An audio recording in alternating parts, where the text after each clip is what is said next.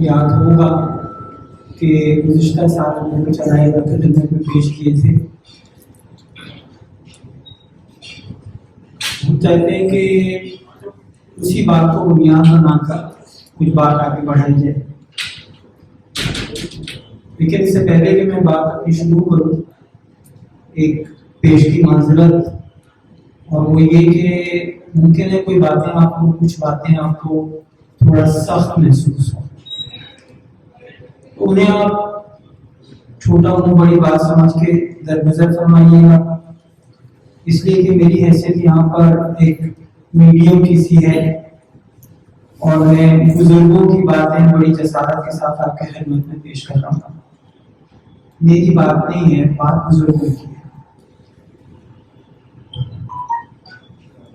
ہم نے آپ سے عرض کیا تھا کہ اگر آپ مثلاً سورہ مومنون کا جائزہ لیں، سورہ شعراء کا جائزہ لیں قرآن مجید میں، اور اسی طرح دیگر بعض آیات کا جائزہ لیں، تو آپ دیکھیں گے کہ جن انبیاء علیہ السلام کو جھٹلایا گیا، جن کی تکذیب کی گئی، تکذیب کرنے والے قوموں کے بڑے لوگ ہوتے تھے، عام طور پہ اکابرین ہوتے تھے، معززین ہوتے تھے، کھاتے پیتے لوگ، پیسے والے مالدار لوگ ہوتے تھے. لیکن جو ان کا اعتراض ہوتا تھا اپنے وقت کے نبی پر، وہ تقریباً سب کا ایک جیسا ہوتا تھا، اور وہ اپنے لوگوں سے اس طرح کی باتیں کرتے تھے کہ بشر مثلکم، یعنی ایک بشر ہے تم جیسا، تم اس کی باتوں میں آ رہے ہو. ہم کیسے مان لیں کہ جو تم جیسا بشر ہے اس کو خدا نے بھیجا ہے؟ کیا خدا رحمان کے پاس کوئی فرشتہ نہیں تھا؟ پھر اگر یہ واقعی خدا کی طرف سے آئے ہیں تو ان کے ساتھ فرشتوں کی فوج کیوں نہیں ہے؟ یا یہ کہ یمشی فی الاسواق، یہ تو تمہاری طرح سے بازاروں میں چلتے پھرتے ہیں عام لوگوں کی طرح سے، اور کیسے مانتے ہیں خدا کے نبی ہیں، خدا کے نمائندے ہیں؟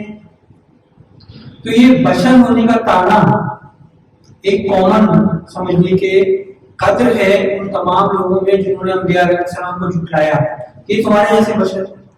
سوال ہی پیدا ہوتا ہے کہ کیا انبیاء علیہ السلام نے اس بشر ہونے کے تانے کو رد کیا، مسترد کیا یا قبول کیا؟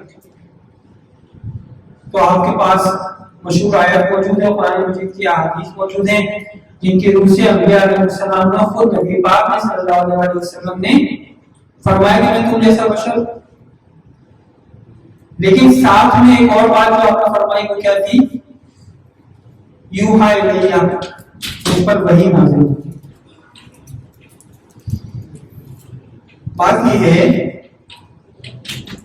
کہ اگر ہم انبیاء علیہ السلام کے اس بشری پہلو کو ہی مد نظر رکھیں اور یوحا الیہ کو بھول جائیں، ان کی معنوی شخصیت کو اور ان کی اصل حقیقت کو جو ان کو نبی بناتی ہے، صاحب وحی بناتی ہے، اس کو ہم فراموش کر دیں تو ہم میں اور ان مشرکین میں شاید ہی کوئی فرق رہ جائے جو ان کو اپنا ایسا بشر سمجھتے ہیں.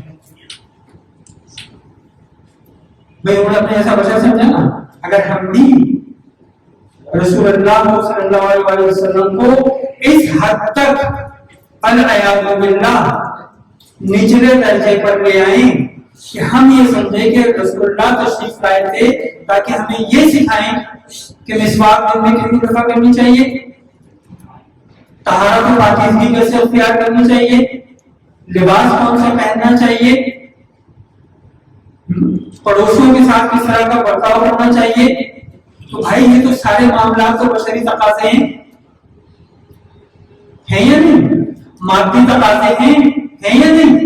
ہمارے اس جسم سے متعلق یا اس جسمانی زندگی سے متعلق، اس اجتماعی معاشرے میں ہمیں کس طرح سے ایک اچھی زندگی گزارنی ہے، یہ ساری باتیں ہم نے اپنا لی اور مطمئن ہو گئے کہ ہم سنت رسول پر عمل کر رہے ہیں، سیرت انبیاء پر عمل کر رہے ہیں. لیکن باعث معذرت اگر ہم کوئی بھی بات کا منکر نہیں ہے کہ ایک اچھا انسان ہونے کے لیے ایک اچھا بشر ہونا ضروری ہے، بشری تقاضے انسان کو بحسنوں کو بھی پورے کرنے چاہیے، ادا کرنے چاہیے، اس سے کسی کو انکار نہیں ہے، کسی کو انکار نہیں ہے۔ لیکن اگر ہم اور آپ اس لیول پر آ کر رک جائیں تو بھائی صرف اصطلاحات کا فرق باقی رہ جاتا ہے دوسروں سے، ورنہ ہم مسواک کرتے ہیں، مشرکین اور کافرین میں برش کرتے ہیں، ہم غسل کرتے ہیں، وہ نہاتے ہیں، ہم اپنے بچوں کے ساتھ اور پڑوسیوں کے ساتھ حسن اخلاق سے پیش آتے ہیں، وہ اپنے سوشل سرکل میں بہت اچھی طرح بہیو کرتے ہیں۔ اور اگر اسی لیول پر اگر آپ آ کر دیکھنے شروع کریں تو ایک مسلمان میں، مومن میں، کافر میں، مشرک میں، منافق میں، جہریے میں، سیکولر میں، راگین میں کوئی بات ہی نہیں ہے، اس لیے کہ بشری حوالے سے ویسے تو مجموعی انسانی شعور اتنا بڑھ چکا ہے کہ اس کو خود اندازہ ہوتا جا رہا ہے کہ ہائیجین اچھی ہوتی ہے، طہارت اچھی ہوتی ہے، پاکیزگی اچھی ہوتی ہے۔ جو ہمارا ذہن کو 1400 سال پہلے بتا چکا ہے وہ آہستہ آہستہ وہ بھی ڈسکور کر گیا۔ اگر چاہتے بھی ویسٹ میں آپ دیکھ لیں اکثر ٹوائلٹ میں پانی نہیں ہوتا، ٹیشو پیپر ہوتا ہے، تو ہائیجین کے نام پہ سراسر وہ نجاست کی کوٹ ہوتے ہیں وہ لوگ، لیکن پھر بھی کافی حد تک ان کو اندازہ ہے کہ بھائی صاف ہونا چاہیے۔ تو اگر ہم اور آپ یہاں آ کے رک جائے تو ہم میں زیادہ فرق نہیں ہے، اور یہی چیز ہے جو آج کے نوجوانوں کو کنفیوز کرتی ہے بہت بری طرح سے، اور پھر وہ اس مغالطے میں مبتلا ہو جاتے ہیں کہ بھائی اگر انبیاء آج کل کے دور میں ہوتے تو وہ بھی اسی طرح سے ماڈرن لائف سٹائل اپناتے تھے جو آج کل کے ماڈرن انسان نے اپنا لیا ہے۔ تو پھر ہم نے فرق کیا ہوا؟ مسئلہ یہیں پہ جو میں آپ سے عرض کرنا چاہ رہا ہوں آج تھوڑا سا وضاحت کے ساتھ اور کھل کر یہی بات۔ دیکھیے ساری کی ساری بات جو ہے یوحا الیہ میں ہے چھپی ہوئی۔ جب حضرت آدم علیہ السلام کو خلق کیا تھا اللہ تعالیٰ نے تو کیا ارشاد فرمایا تھا؟ وَنَفَخْتُ فِيهِ مِن رُوحِي، جب میں گلی ہوئی مٹی سے آدم کی صورت بناؤں اور اس نے اپنی روح میں سے پھونکوں تو تم سب سجدہ کرنا اسے۔ مٹی سے بنانے کی فضیلت نہیں ہے، بشر ہونا تو اس دنیا میں آنے کی ایک ضرورت ہے۔ بھئی آپ مادی دنیا میں کسی کو بھیجیں گے تو مادی بشر ہی بنا کے بھیجیں گے نا۔ اگر اس کو مادی دنیا میں رہنا ہے، جینا ہے، آگے بڑھنا ہے، پھلنا پھولنا ہے، زندگی بسر کرنی ہے تو یہ مادی بشری پیکر نہیں آئے گا نا، یہ تو اس کی ضرورت ہے، یہ فضیلت تو نہیں ہے کہ آپ اس بحث میں پڑھ جائیں کہ آپ بہتر ہے کہ مٹی بہتر ہے۔ میں تو سمجھتا ہوں ذاتی طور پہ ابلیس نے وہاں پہ مغلطہ پیدا کیا جڑا ہوا تھا، بشری اس میں گھما دیا ہم کو اور ہم ڈھونڈ گئے کافی۔ خیر ایک الگ بات ہے۔ اصل فضیلت حضرت آدم علیہ السلام کی کیا ہے؟ وَنَفَخْتُ فِيهِ مِن رُوحِي، جب اللہ تعالیٰ اپنی روح میں سے اس آدم میں، اس اپنے خلیفہ میں، اس بشری پیکر میں پھونکے، جب روح خدا آتی ہے بشری پیکر میں تو وہ عزیز ہو جاتا ہے، تب وہ اس حد تک قابل تعظیم ہوتا ہے کہ فرشتوں سے سجدہ کرے۔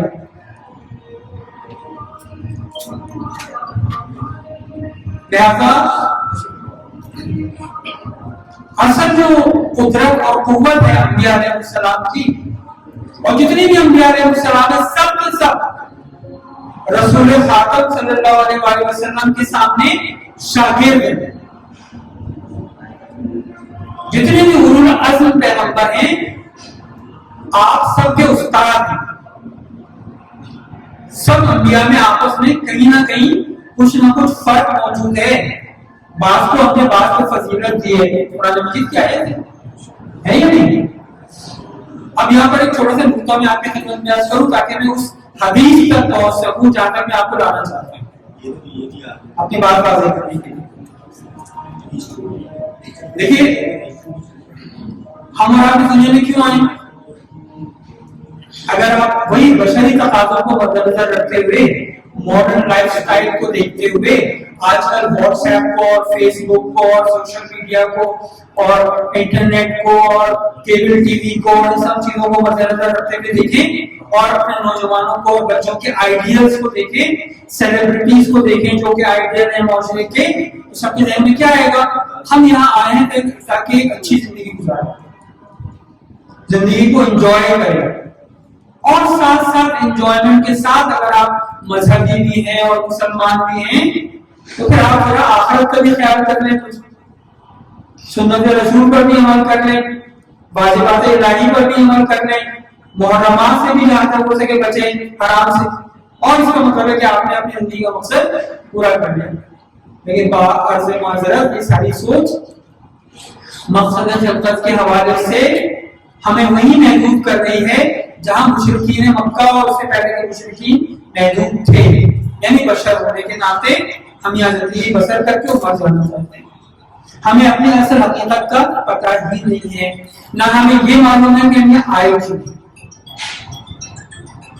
اگر میں آپ سے یہ کہوں کہ ہم یہاں پر انجوائمنٹ کے لیے اور لذت پرستی کے لیے اور شہوت رانی کے لیے اور اپنی امیدیں پوری کرنے کے لیے نہیں آئے ہیں تو برا کیوں مانیے گا؟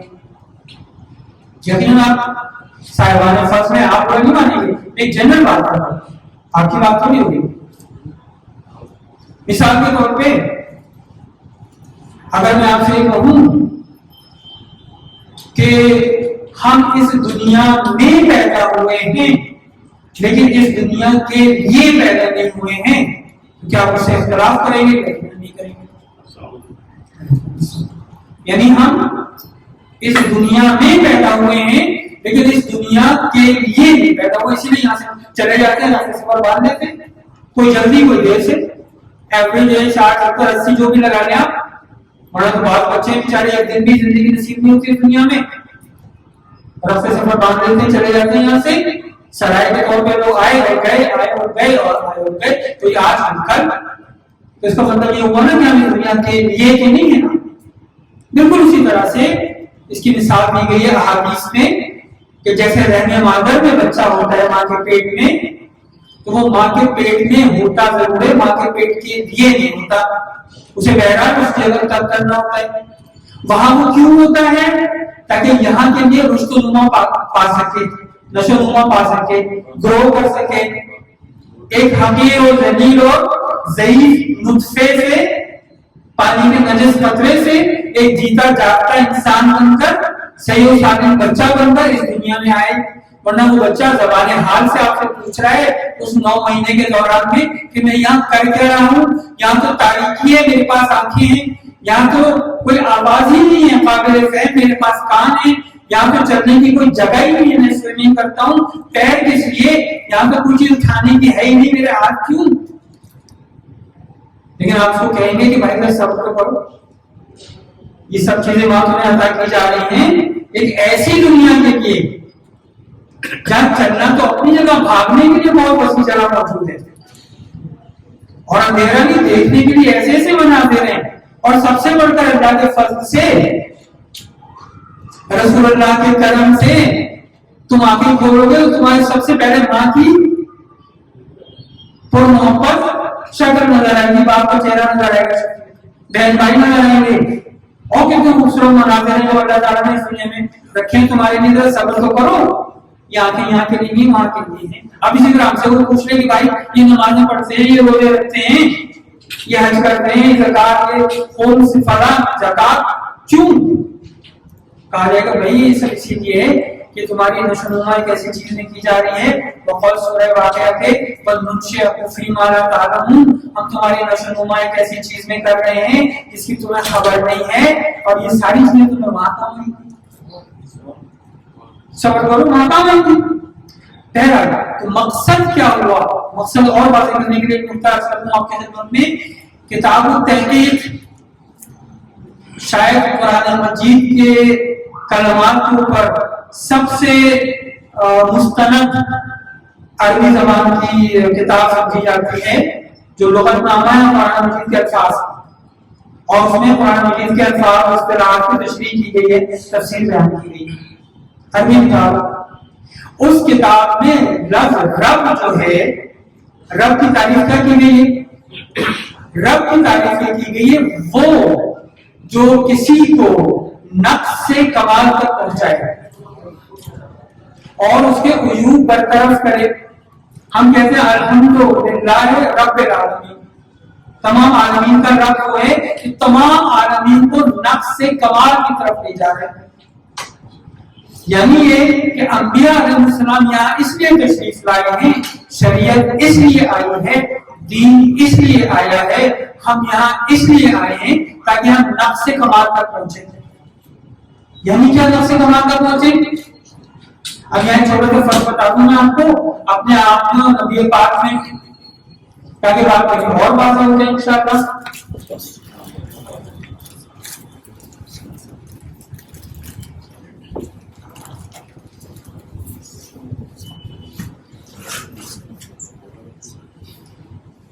اس سے پہلے حدیث پیش کروں آپ کی خدمت میں. رسول اللہ صلی اللہ علیہ وسلم فرماتے ہیں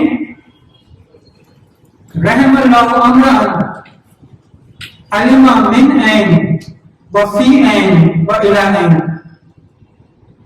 خدا رحم فرمائے اس شخص پر جو یہ جانتا ہے کہ وہ کہاں سے آیا ہے، کہاں ہے اور اسے کہاں جانا ہے. میری آئندہ مختصر گفتگو اسی کی تشریح میں ہوگی انشاءاللہ. اصل نقطہ یاد رکھیے گا کیا کہ اگر ہم نبی کے اہداف کو گرا کر نیچے لا کر صرف بشری تقاضوں تک محدود کر دیں جو اپنی جگہ ضروری ہے تو ہم میں اور ان مشرکوں میں زیادہ فرق نہیں رہ جائے گا جو انبیاء کو اس لیے جھٹلا دیا کرتے تھے کہ تم تو ہمارے جیسے بشر ہو. اس نقطے کو میں ہائی لائٹ کرنا چاہ رہا ہوں اس حدیث کی مدد سے. اس حدیث کو قرآن مجید کی زبان میں اگر آپ سمجھنا چاہیں، حدیث کیا ہے؟ خدا رحم فرمائے اس شخص پر جو یہ جانتا ہے کہ کہاں سے آیا ہے، کہاں ہے اور کہاں جانا ہے. اور قرآن مجید کی اکثر آیت جو آپ نے سنی ہے، افسوس کی بات ہے کہ وہ آیت جس کے اوپر باز معذرت ہمیں دھمال ڈالنا چاہیے تھا خوشی سے، اسے ہم سمجھتے ہیں کہ تسلیت کی اور غم کی آیت ہے. آیت کیا؟ انا للہ و انا الیہ راجعون. ہم اللہ سے ہیں اور ہم اس سے رجوع کرنا ہے. یہ بشر صابرین کے بعد آئی ہے نا یہ آیت. آپ جانتے ہیں نا قرآن مجید والا وَلَنَبْلُوَنَّكُمْ بِشَيْءٍ مِّنَ الْخَوْفِ وَالْجُوعِ وَنَقْصٍ مِّنَ الْأَمْوَالِ وَالْأَنفُسِ وَالثَّمَرَاتِ ہے نا. وَبَشِّرِ الصَّابِرِينَ الَّذِينَ إِذَا أَصَابَتْهُمْ مُصِيبَةٌ قَالُوا إِنَّا لِلَّهِ وَإِنَّا إِلَيْهِ رَاجِعُونَ. بشارت کیا ہے یہ؟ بھائی تم جہاں سے آئے ہو وہیں جاؤ گے واپس.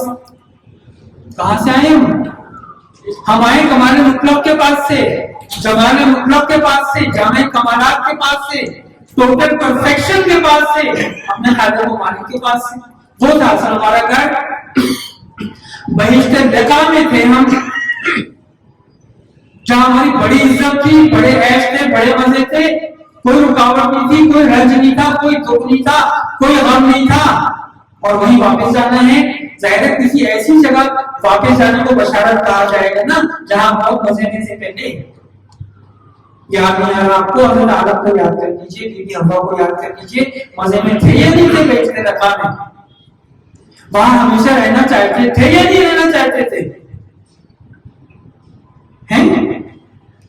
اب یہاں تھوڑا متعارف کر دوں چونکہ صاحبان فضل موجود ہیں. لہٰذا دیکھیے دو طرح کے بہشت ہیں اسلامی تعلیمات میں بیان کی گئی. ایک کو کہتے ہیں بہشت لقا اور ایک کو کہتے ہیں بہشت خلد.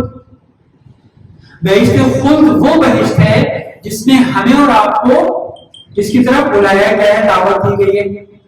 ایمان لے آؤ، ہمارے صالح انجام دو، واجبات پر عمل کرو، نوافل ادا کرو، مستحبات ادا کرو، حرام سے بچو، مکروہات سے بچو، اچھی زندگی گزارو. ہم تمہیں بہشت خلد دیں گے، ہمیشہ کی جنت.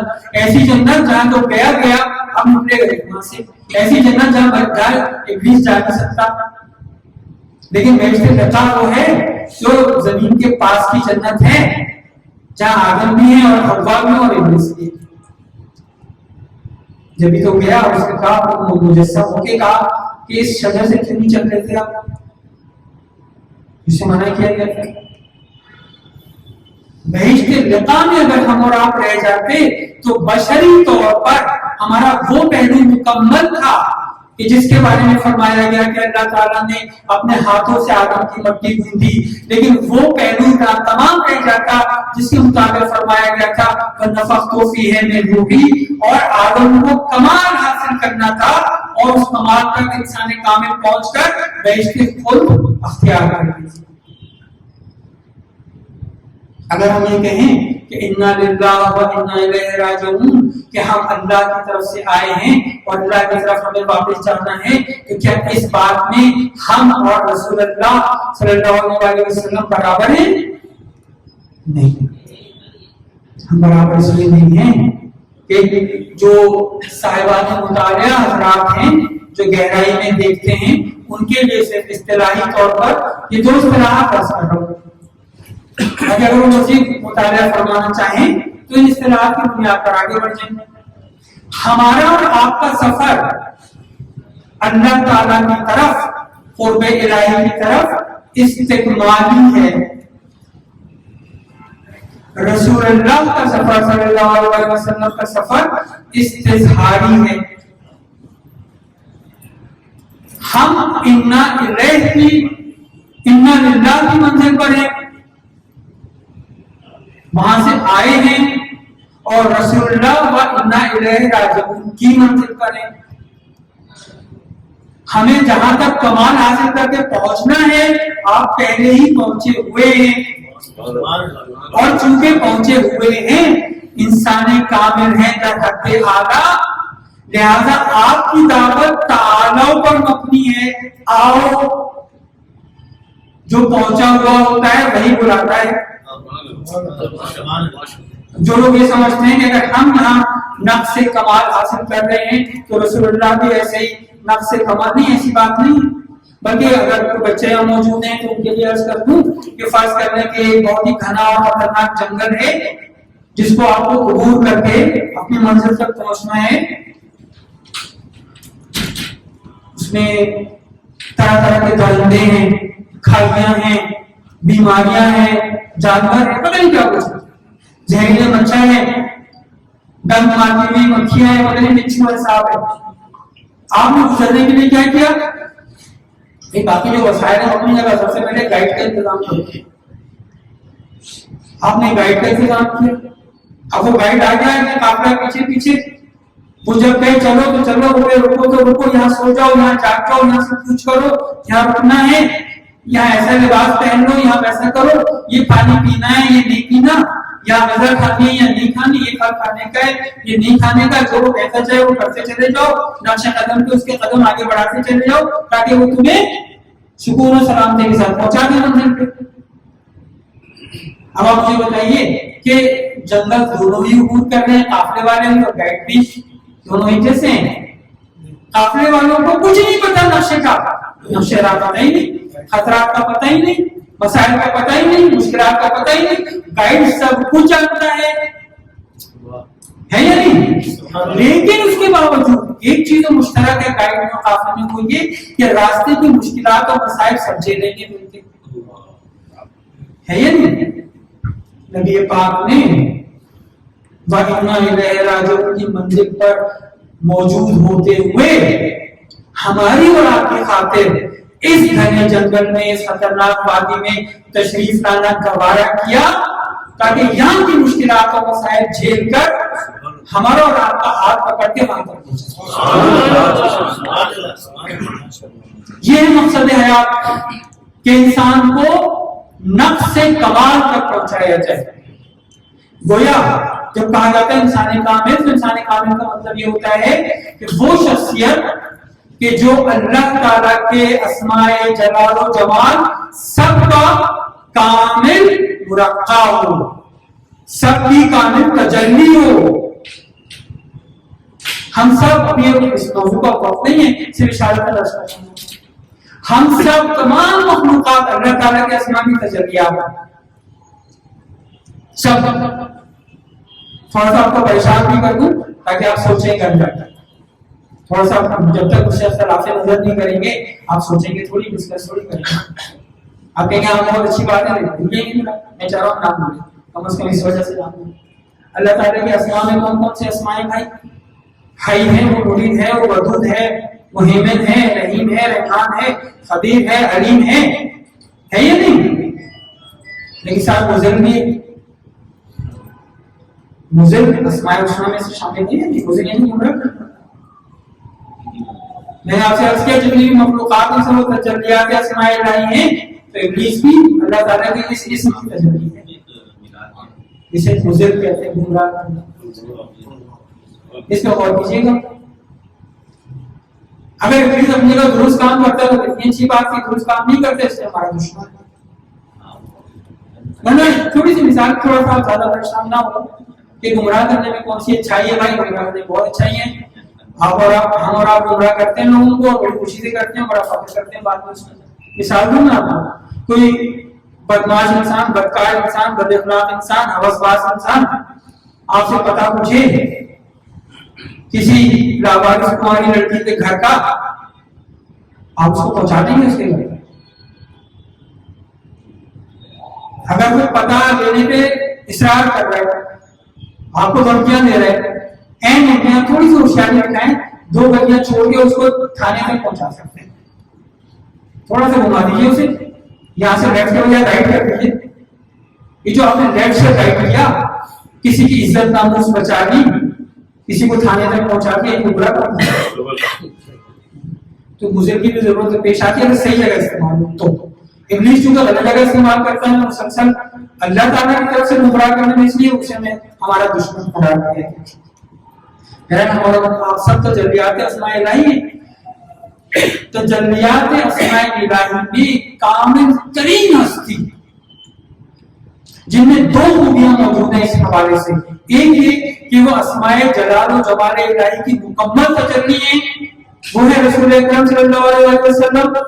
और दूसरी खूबी जो उन्हें दीगर तमाम अंबिया अलैहिस्सलाम से मुमताज करती है, बालातर करती है, उन सब का उस्ताद करार देती है, वो ये कि इन अस्माए इलाही में भी उनके पास तादील हासिल है, मुतआदिल है, वो मुतवाज़िन है। वो ऐसा नहीं है कि उनमें किसी एक का जलवा ज्यादा और किसी एक का जलवा कम, जबकि बाकी अंबिया में ऐसा है। कोई राफत और मेहरबानी में ज्यादा आगे नजर आते हैं, कोई जिहाद में ज्यादा आगे नजर आते हैं, कोई इबादत में ज्यादा आगे नजर आते हैं, कि किसी को खुदा की बारगाह में गिरिया ज्यादा पसंद है, कोई खुदा की बारगाह में हशाश रहना ज्यादा पसंद करता है। क्यों? अस्मा तो सब है उनके पास भी, लेकिन कोई ज्यादा कोई कम, क्योंकि रसूलुल्लाह में तादील है। और इस तादील तक तमाम इंसानों को दावत दी गई। अब आप यूं समझिए कि जब हम और आप इंसान बनकर इस दुनिया में आते हैं, तो हमारी और आपकी मिसाल क्या होती है? जैसे हम और आप एक बैग है, बैग, बोरी कह दें, बैग कह दें, थैला कह दें, जिसके अंदर तमाम मुमकिना फलों और सब्जियों के बीज मौजूद हैं, तमाम फूलों के बीज मौजूद हैं। सही? बीज मौजूद होने का मतलब क्या है कि हम सब में इस बात का पोटेंशियल मौजूद है कि अगर इन बीजों को सही अंदाज में बो दिया जाए, इनकी आबियारी की जाए, इनका ख्याल रखा जाए, तो यही एक थैला जो है वो सैकड़ों बागों में और खेतों में और गुलजार में तब्दील हो सकता है। हम वो शजरे सायादार और समझदार हैं जो इस वक्त एक बीज की सूरत में, इस नन्हे मुन्ने बीज की सूरत में मौजूद है।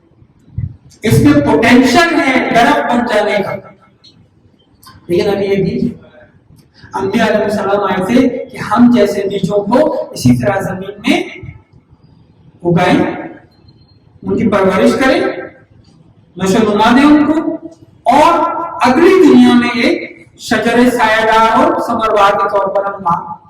अब जो बीज है वो क्या है असल में? वो है अखलाकुल्लाह, वो है अस्माए इलाही। मैं छोटी सी मिसाल दूं आपको, यहाँ आना जरूरी क्यों है?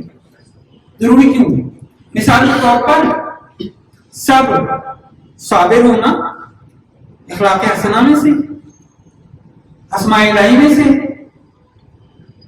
तो साबिर कौन होता है? साबिर वो होता है जो नागवार बातों पे सब्र करता है या नहीं? کوئی ایک کسی ایک ناگوار بات پر زندگی میں صبر کرے، کیا اسے صابر کہیں گے؟ جب تک کہ وہ بار بار اور مسلسل اپنی زندگی کی چھوٹی بڑی ناگوار باتوں پر مسلسل صبر نہ کرے، خدا کی خاطر، اخلاق حسنہ کی خاطر، جب تک اس کے اندر صبر کا یہ مادہ اس کی شخصیت کا حصہ نہیں بنے گا، اس کا ملکہ نہیں بنے گا، اس کی عادت نہیں بنے گا، ہے یا نہیں؟ اور آپ اس کو صابر نہیں کہیں گے۔ اسی طرح ایک دفعہ سچ بولنے سے کوئی سچا بن جاتا ہے؟ نہیں، نہ ایک دفعہ جھوٹ بولنے سے کوئی جھوٹا بن جاتا ہے۔ جو بار بار جھوٹ بولتا ہے اسے آپ کہتے ہیں جھوٹا، جو بار بار سچ بولتا ہے مسلسل چاہے دفعہ ہو نقصان، اسے آپ کہتے ہیں سچا، ہے یا نہیں؟ لہذا اس دنیا میں اللہ تعالیٰ نے کوئی نظام رکھا ہے ایسا عالم مادیات میں کہ یہاں مسلسل ہمارے سامنے ایسے امتحانات آتے رہتے ہیں، صبح شام، ہر گھنٹے، ہر آن۔ ابھی آپ یہاں بیٹھے ہوئے ہیں، ابھی آپ باہر جا رہے ہیں، کون سا خیال آپ کے ذہن میں آتا ہے، کون سی نیت آپ کے سامنے آتی ہے، مسلسل ایک جہاد کی صورت ہے کہ آپ کو صحیح رہنا ہے اور راستے پہ رہنا ہے اور غلط نیت نہیں کرنی ہے، غلط راستے پہ نہیں جانا، یعنی آپ کے لیے اخلاق حسنہ اپنانے کا عملی طور پر میدان موجود ہے۔ تو اس دنیا میں ہم اس لیے آئے ہیں کہ ناقص بیج سے کامل شجر بن سکتے ہیں۔ انبیاء علیہ السلام اس لیے تشریف لائے ہیں۔ اب آپ مجھے بتائیے کہ اگر رسول اللہ صلی اللہ علیہ وسلم اس لیے تشریف لائے ہوں کہ واقعی اس لیے تشریف لائے ہیں کہ مجھے اور آپ کو معنوی طور پر اتنا بلند کریں کہ ہم سب انسان کامل بن سکیں، ہم سب مثل انبیاء بن سکیں، مثل اولیاء بن سکیں، ہم میں وہ اخلاق حسنہ ہو کہ ہم سے ہمیں کہا جا سکے کہ دیکھو یہ شخص اخلاق اللہ سے مزین ہے، اس کے سارے اخلاق الہی اخلاقیات ہیں، اور ہم وہ ساری باتیں ایک طرف کر دیں یا ان کو ضمنی طور پر نہیں اور صرف بشری تقاضے پورے کریں۔ ہم دیکھیں ہم نے انصاف کیا نبی کے ساتھ، انصاف کیا، ہم نے حق ادا کیا، یا ہم نے بھی ان کو بشری سطح پہ لا کر اور اسے وہ سارے فوائد اٹھا دیے کہ اس مادی اور عارضی دنیا میں گزارنے کے لیے ہمیں ضروری تھے۔ بھائی اسلام کے جتنے بھی احکام ہیں بشری و مادی، وہ ہمارے باقی زندگی کے فائدے میں ہیں یا نہیں؟ صفائی کرو گے تو بیمار نہیں ہوں گے، طہارت رکھو گے بیکٹیریا سے بچو گے، برش کرو گے دانت خراب نہیں ہوں گے، اچھا لباس پہنو گے تمہارے اپنے فائدے میں ہے۔ ہم نے تو نماز اور روزے اور حج و زکات کو بھی آہستہ آہستہ مادی کر لیا ہے، وہ بشری اس میں جائے سیناریوں میں کہ لوگ اس طرح تعریفیں کر رہے ہوتے ہیں، بعض سے معذرت، وہ ان کے فوائد اپنی جگہ، اس کو انکار نہیں کر رہا، لیکن اس حد تک گرا دینا کہ جب آپ سجدے میں جاتے ہیں تو بلڈ فلو آپ کے دماغ میں ہوتا ہے اور آپ کے دماغ کی کارکردگی بہتر ہو جاتی ہے، اور آپ جب وہ کرتے ہیں روزہ رکھتے ہیں تو پورا مہینہ روزہ رکھنے سے آپ کا ڈائجسٹو سسٹم سے، بھائی اس سسٹم سے باہر نکلو، اس بشری تقاضوں سے باہر نکلو، وہ تو ایک بنیادی بات ہے ہی جگہ، یہ اصل نہیں ہے، اصل یوحا الیہ ہے، اصل وہ نفخت فیہ میں روحی ہے، اصل اخلاق اللہ ہے جن سے مزین ہونا ہے، اصل وہ معنویات ہیں، وہ معرفت ہے اللہ تعالیٰ کی، اسی کے ذریعے ہم قرب الہی کے منزل حاصل کر سکتے ہیں۔ ورنہ چٹر پٹر دین کے ساتھ جنت تو مل جاتی ہے، انکار تو نہیں کر رہا ہے، لیکن مومن کی معراج جنت ہوگی، جنت تو بیچ میں آتی ہے راستے۔ دنیا میں ہم شہوتوں کے بارے ہوں اور مرنے کے بعد ہم جنت کے آرزومند ہوں، صرف بات کر رہا ہوں، تو یہ ہمیں بڑا گھاٹے کا سودا ہے۔ کسی بچے کو کوئی بادشاہ کی اولاد ہو، کسی وڈیرے کی اولاد ہو، کسی بڑے جاگیردار انڈسٹریلسٹ کی اولاد ہو، ملین آئر کی اولاد ہو، اس کو انگلینڈ سے آپ منگا کے دیجیے ٹیچر انگلش پڑھانے کے لیے، اس ٹیچر کی جو ڈگری ہے نا وہ پوری بکلیٹ میں آتی ہیں، صرف ڈگریوں کے نام، انگلش پہ پیپر میں اس نے یہ کیا اور یہ کیا اور یہ کیا اور یہ کیا اور ڈیل ریٹ اور فنا ہے بلائیں، اور اس کے اپنے بچے کو کیا سکھائیں، اس کے ذریعے اے بی سی کیا کیا آپ نے اس کے ساتھ، ٹیچر کے ساتھ کیا کیا، تو اپنے ساتھ کیا کیا، جو نبی پاک ہمیں اور آپ کو اگر ہم حقیقی معنوں میں ان کا ہاتھ تھام لیں اور سمجھنے کی کوشش کریں کہ کیا فرما رہے ہیں. دین کے باطن میں اترنے کی کوشش کریں, ظاہر سے عبور کریں. تو وہ نبی جو ہمیں مثل نبی بنا سکتے تھے, ان کے ذریعے میں سیدھے سے اچھا سا انسان بن گئے جیسے باقی سارے سیکولر لوگ ہوتے ہیں, چاہے مسلمان ہو یا نہ. کون سا ہم نے کمال کیا؟ ہم نے زیادتی کی یا نہیں کی؟ رسول اللہ صلی اللہ علیہ وسلم سجدوں میں, طویل سجدوں میں جا کر جو امتی آپ دہرایا کرتے تھے, آپ کا دکھ یہ تھا کہ یہ امت پرواز نہیں کرتی, یہ بلند کیوں نہیں ہوتے, یہ باطن میں کیوں نہیں اترتے, یہ ظاہر میں کیوں رکے. دین کا دیکھیے ظاہر ایک باطن ہے. ایک چھوٹی سی مثال ظاہر و باطن کو واضح کرنے کے لیے عرض دوں. ظاہر و باطن ٹکراتے نہیں ہیں, آپس میں ایک ہی طول میں ہیں, ایک ہی لائن میں ہیں. ظاہر کی مثال عرض کروں, لا یمسو الا المطہرون, قرآن مجید کی آیت ہے.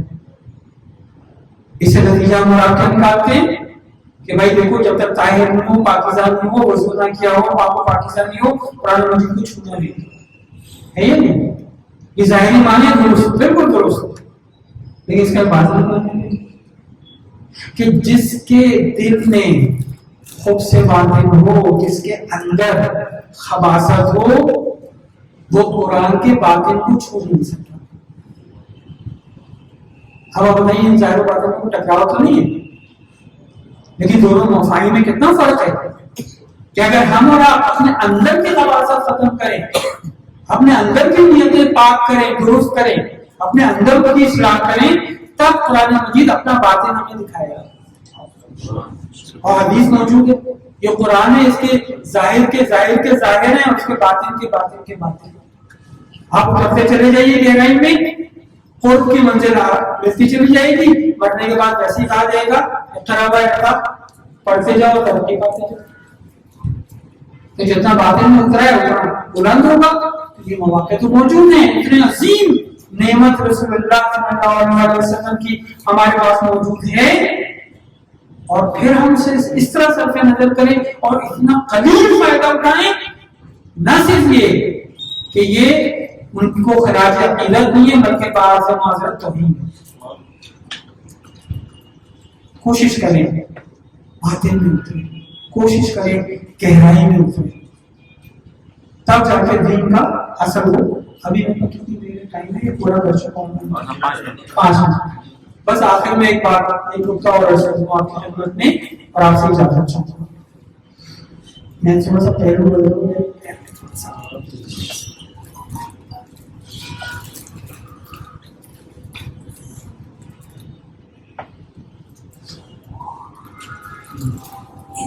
سارے ایج فیکٹر ہے سب, جوان ہے سر. ارے لگتا ہے دیکھا گزرے گا تو پتہ چلے گا. دیکھیے یہ جو میں نے آپ سے باطن کی بات کی نا, اس کو ایک اشارہ آخر میں نقطہ عرض کر دوں کہ آپ سمجھنا چاہتے ہیں. بات آنے شروع ہوئی تھی, رحم اللہ عمران علمہ من عین وفی عین و الہ عین. یہ جو انا للہ ہے نا, اس کا مطلب یہ کہ وہاں سے آتے ہوئے بہت سارے عوالم سے گزرے ہیں. وَإِنَّا إِلَيْهِ رَاجِعُونَ جو ہے نا, کہ انہی عوالم کو تم دوبارہ کراس کریں گے. یہ وضاحت کر دوں, غلط فہمی نہ ہو جائے کہیں. یہ نازل ہونا جو ہوتا ہے نا, ہم آئے ہیں نازل ہوئے ہیں, یہ 2 طرح سے ہوتا ہے. ایک نازل ہونا یہ ہوتا ہے کہ یہ فون ہے اوپر, میں اسے چھوڑ دوں یہ نیچے آ گرے گا, نازل ہو گیا. کہاں سے نازل ہوا؟ یہاں سے. اب یہاں ہے نہیں ہے, اب وہاں ہے, یا وہاں ہوگا یہاں ہوگا. تو جن معنوں میں ہم اور آپ آئے ہیں نا انا للہ, وہی معنوں میں نہیں ہے. ایسا نہیں ہے کہ پہلے وہاں سے اب یہاں ہیں, کیونکہ خدا اور ہمارے درمیان کوئی مکانی فاصلہ تو ہے نہیں, وہ کوئی مادی موجود تو ہے نہیں کہ ہم فاصلے ناپیں کہ وہ بہت دور ہے, ہم بہت دور ہیں, اب وہ قریب ہو رہے ہیں, اتنے میل کا فاصلہ کم رہ گیا. نہیں, یہ تو مفہومی اعتبار سے ہے, عقلی اعتبار سے. پھر اوپر سے نیچے آنا کیسا ہے؟ ایسا ہی ہے جیسے آپ کے ہاتھ میں ٹارچ ہو, ایک اس ٹارچ کو جب آپ جلائیں روشن کریں تو اس سے جو شعاع نکلے گی وہ شعاع یہاں سے شروع ہوگی یہاں تک پہنچے گی. یہ ہے نزول. جس نزول کے تحت ہم اور آپ آئے ہیں. جو صاحبانہ مطالعہ مزید گہرائی میں کرنا چاہیں تو ذرا دیکھ لیجیے گا فتوحات مکیہ کو جا کے.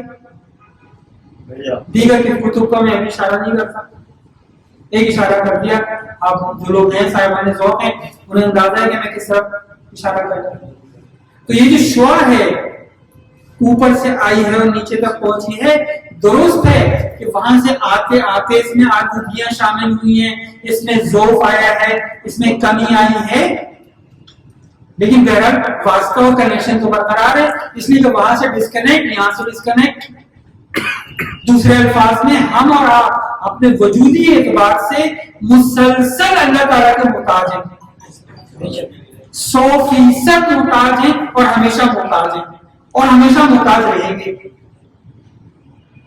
ایسا نہیں ہے کہ اس نے ہمیں بنا دیا اب میں ہوں اور خدا ہے, نہیں, ہم اس کی تجلی ہے, ہم اس کا جلوہ ہے. وجود صرف ایک, نہ میں موجود ہوں نہ آپ موجود ہیں, البتہ میں بھی موجود ہوں اور آپ بھی موجود ہیں, یعنی میں بھی صاحب وجود ہوں, آپ بھی صاحب وجود ہیں. ہم اور آپ جو کچھ بھی ہیں اس وجود کے دم سے ہیں. اگر یہ وجود اور ماہیت کی بات واضح کرنا چاہوں تو میں آپ کو لے چلتا ہوں کمار پاڑا. مٹی کے برتن دیکھیں آپ نے, چلے جائیے کسی دکان پہ, مٹیاں ہیں وہاں پہ, دکانیں بھی ہیں, ٹھیلے بھی ملتا ہے سب. یہاں سے وہاں تک جو کچھ آپ دیکھ رہے ہیں ٹیراکوٹا میں رات مٹی میں بنے ہوئے برتن ہیں. تسلا ہے, سرائی ہے, مٹکا ہے, گلک ہے, کفگیر ہے, گلدان ہے, گملہ ہے, پتہ نہیں کیا کچھ, جو کچھ ہے لال مٹی سے بنا ہوا ہے, ٹیراکوٹا سے بنا ہے یا نہیں. آپ مجھے ایک بات بتائیے, تھوڑی دیر کے لیے تصور کیجیے, ان تمام چیزوں میں سے نا ہم لال مٹی نکال لیں, کیا بچا؟ دوسرے الفاظ میں یہ وہ ماہیتیں اور یہ شکلیں ہیں جو اس مٹی سے وجود میں آئی ہیں. اس مٹی کے طرح طرح کے اظہار نے ان کثرتوں کو جنم دیا ہے, ورنہ کثرتیں اپنی ذات میں کچھ بھی نہیں ہے. ہم اور آپ اپنی ذات میں کچھ بھی نہیں ہے. اگر صاحب وجود نہ ہو, وجود وہ ہے اور وہی ہے. جب وجود وہ ہے تو اسی لیے کہتے ہیں شریک باری محال ہے. شرک ایک امر محال ہے. شرک اس لیے قابل نفرت ہے, شرک اس لیے ظلم عظیم ہے کہ امپاسبل ہے. اس ایک وجود کے ہوتے ہوئے دوسرا کوئی وجود ہو ہی نہیں سکتا. ہاں جلوے ہو سکتے ہیں, مظاہر ہو سکتے ہیں, تجلیات ہو سکتی ہیں, فیوزات ہو سکتے ہیں, سائے ہو سکتے ہیں, آپ جو بھی نام دیں ان سے, لیکن وہ سائے جو اپنی ذات میں مستقل نہیں ہے, انڈیپینڈنٹ نہیں ہے. بہرحال ہم وہاں سے آئے ہیں اور وہیں ہمیں واپس جانا ہے. تو بیچ میں اس کا مطلب ہے عوالم کی بات آ گئی تو بات کہاں سے شروع ہوگی؟ بات شروع ہوگی مقام ذات سے شروع ہوگی. فتوحات مکیہ کا نام لے چکا ہوں, آگے آپ کے مطالعے کے لیے مقام ذات سے شروع ہوگی. وہ مقام ذات برا نہیں مانیے گا جہاں تک رسول اللہ صلی اللہ علیہ وآلہ وسلم کی بھی پہنچ نہیں ہے. ذمہ داری سے عرض کر رہا ہوں, مقام ذات تک کوئی نہیں پہنچ سکتا, رسول اللہ بھی نہیں.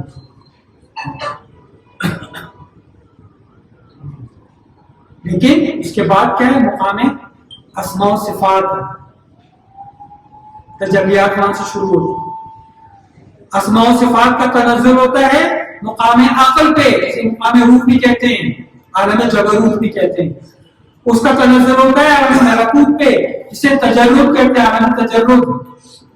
اس کا نزول ہوتا ہے عالم مادیات پہ, جو یہاں موجود ہے.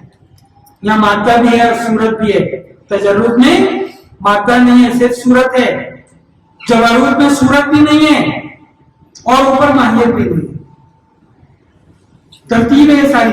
لیکن چونکہ ہم اور آپ انا للہ سے وہاں سے چلتے ہوئے یہاں تک پہنچتے ہوئے تمام عوالم کو ٹچ کر رہے ہیں, لہذا میری اور آپ کی جو شخصیت ہے ایک ورٹیکل شخصیت ہے. ایسی ورٹیکل شخصیت جس کا پہلا سرا مقام ذات کے قریب ہے اور آخری سرا عالم مادیات میں اب اگر میں اپنی شخصیت کے صرف نازل ترین، فائن ترین، نچلے ترین لیول کے اوپر رکھ کر اپنے آپ کو دیکھوں، اپنی زندگی کے بارے میں سوچوں، اپنے فیصلے کروں، اپنے اہداف بناؤں، آگے بڑھوں، نشو و نما پاؤں، تو میں نے بہت بڑا نقصان کیا۔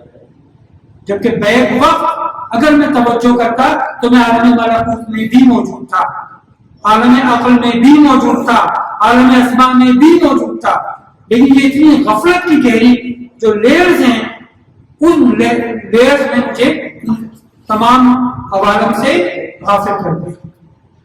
انبیاء تشریف لائے تھے کہ ہمیں متوجہ کرے دوبارہ اس طرف۔ طرح طرح سے انہوں نے یہ باتیں کہی ہیں، بہت طرح سے باتیں کہی، صرف دیکھنے والوں کی، جو صوفیاء ہیں، جو عرفاء ہیں، واقعی صاحب عرفان معرفت والے، ان کی گہری باتیں دیکھیے جا کے، اور یہ جا کے ان عوالم کا جائزہ لیجیے، اپنا جائزہ لیجیے، اپنے آپ کو دیکھیے، آپ کتنی عظیم شخصیت ہیں جن لوگوں کو مکاشفہ نصیب ہوتا ہے ریاضتوں کے بعد۔ وہ جب اپنے نفس مجرد کو دیکھتے ہیں، اپنی حقیقت کو دیکھتے ہیں، تو وہ حقیقت ایک سورج کے طور پر طلوع ہوتی ہے ان کے سامنے۔ ہم اپنے نفس کی حقیقت سے غافل ہیں، جبھی تو سارا ہمارا ہم و غم یہ بشری شہوات ہیں، یہ مزے ہیں، یہ لذتیں ہیں گھٹیا، جہاں ہمیں گزارا کر کے کام چلا لینا تھا، وہاں ہم سر کے بل چلے گئے اور اپنی نسلوں کو بھی ڈال دیا۔ وہی ہمارے آئیڈیلز، وہی ہمارے اہداف، بھول گئے ہم اللہ کون، نبی کون، رسول کون، اولیاء کون، آخرت کیا۔ اور ہوگا یہی کہ جب مر جائیں گے لامحالہ برزخ میں آنکھ تو کھلے گی، تب احساس ہوگا کہ کیا کیا ہم نے اپنے ساتھ۔ پھر فرشتے ہم سے پوچھیں گے تمہارے پاس کوئی نبی نہیں آیا تو تھا، لیکن ہم اس کو اپنے جیسا بشر سمجھتے تھے، ہم یہ سمجھتے رہے جو کچھ بتا رہے ہیں بشری تقاضے ہیں، وہی ہمیں پورے کرنے، اور پھر ہمیں جنت مل جائے گی۔ یہاں پہ بھی شہوت رانی کر رہے ہیں، وہاں پہ بھی کریں گے۔ لہٰذا آخری جو میں نے آپ سے عرض کیا، صرف یہ ریپیٹ کر دوں کہ انبیاء علیہ السلام کا مقصد خاص طور پر رسول اللہ صلی اللہ علیہ وسلم کی تشریف آوری کا جو مقصد ہے وہ یہ ہے کہ ایک ایک انسان کو اندر سے انسانی کامل بنائے، جو پوٹینشل ان کے اندر موجود ہے اس کو پریکٹیکل کریں۔ کوئلہ زمین کی عطا گہرائیوں میں، انتہائی شدید دباؤ میں، گہرے اندھیرے میں، تنہائی میں سینکڑوں ہزاروں سال گزارتا ہے، تب جا کے ہیرا بنتا ہے۔ اس اسفل سافلین میں مجھے اور آپ کو اس لیے لائے ہیں، یہ ناگوار ہے ہماری زندگی، کتنا برا ہو گیا خوشگوار ہو جائے، یہاں کے دین ہمیں نہیں پیدا کیا گیا۔ بارے تجھے واسطہ ہے محمد علیہ محمد علیہ السلام کا کہ ہمیں اور آپ کو رسول اللہ صلی اللہ علیہ وسلم کے اچھے قابل شاگرد بننے کی اور حقیقی امتی بننے کی توفیق عطا فرمائے۔ ہمیں رسول اللہ صلی اللہ علیہ وسلم جملہ انبیاء اور اولیاء علیہ السلام کے جواب میں جگہ عطا فرمائے۔ رسول اللہ صلی اللہ علیہ وسلم کے فرزند برحق امام مہدی صاحب عصر و زمان سے ہماری اور آپ کی جلد ملاقات فرمائے۔ اور سبحان اللہ، ماشاء اللہ۔ برادر عرفان حسین صاحب اپنے علم سے ہمارے لیے دعوت ہمارا ہی ہے۔ تمام حضرات نماز کا وقت ہو چکا ہے، نماز تیاری کر لیں، نماز مغرب ادا کی جائے گی اور اس کے فوراً بعد پروگرام شروع ہو جائے گا۔